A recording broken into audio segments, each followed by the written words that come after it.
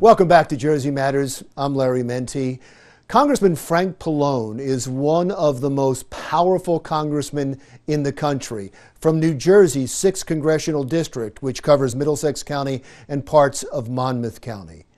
Every bill dealing with COVID-19 has to go through the Committee of Energy and Commerce that he chairs. Here's our interview with Congressman Frank Pallone. Hi, Congressman. Thank you so much for doing this. I appreciate it. Thank you, Larry. Where are you right now? In my house, my home in Long Branch. Right, because Congress is on recess, and I think a little of that is of concern to people that the recess has now been extended. I heard till May 4th. And I wouldn't call it a recess. I mean, we're not meeting because of the virus. In other words, if the problem is we can't vote remotely. We're trying to set up a system where we can vote remotely, have hearings remotely, and carry out business remotely. But until that time, the only way we can operate is through unanimous consent. And as you know, the last bill that we passed, the CARES Act, at the end of March was done by unanimous consent. So we went down there in the event we had to vote, but they've been trying to actually avoid having recorded votes because then, you'd have 400 some members in a small chamber and you're not supposed to gather because of the virus. I guess that is the concern because all of us are learning to deal with this. All of us are learning to do our jobs under these special circumstances and at home. And we really need Congress at this point, especially small businesses, the unemployed, people looking for health care. And so if you can't do your job, we are being hurt as well. Do you see a remedy for this in the near future? Well, I think that, in order for something to pass in a divided Congress with, different parties in control of different houses and the president of a different party, you really have to come to a consensus anyway. So one could argue that the fact that we have to come to a consensus and do something by unanimous consent doesn't have to be a hindrance per se, and it hasn't been because we did pass 3 major bills. The difference, of course, is that, one person can object. And so then you have to have a quorum and you have to vote. So the downside is you don't have as much oversight because you don't have hearings. You can't pass a bill by a majority with unanimous consent. You have to have everyone agree. So there is a downside to it, but I don't want to give the impression that if something really important has to be done, then we can do it. And that's what we did in those 3 bills, including the last one, the end of March. So the only reason you're not seeing legislation pass now is because we haven't come to an agreement between both parties on what the next bill should be. But we're actually working on a bill right now that would increase funding for small businesses, increase money for hospitals and healthcare centers, also provide more money to the states. So I think right now, we're trying to actually do another bill by unanimous consent that would provide more funding for some of the programs that we passed in March that may run out of funds in the next few weeks. So I still think that's likely to happen at some point in the next, either this week or next week, that we would come together and do another bill by unanimous consent to give more money to some of those programs.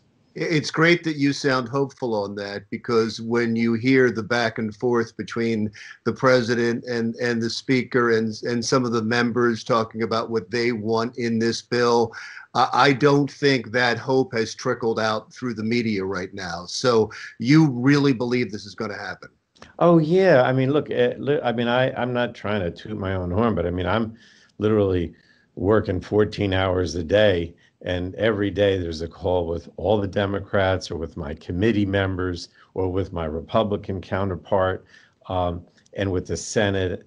So every day we're trying to put together another piece of legislation. And right now the focus is not on a major package, but on what we call an interim bill that would provide more money for the things that we've already set up. So larger amount for small businesses, larger amount for the hospitals and community health centers, larger amount for the direct assistance to the states.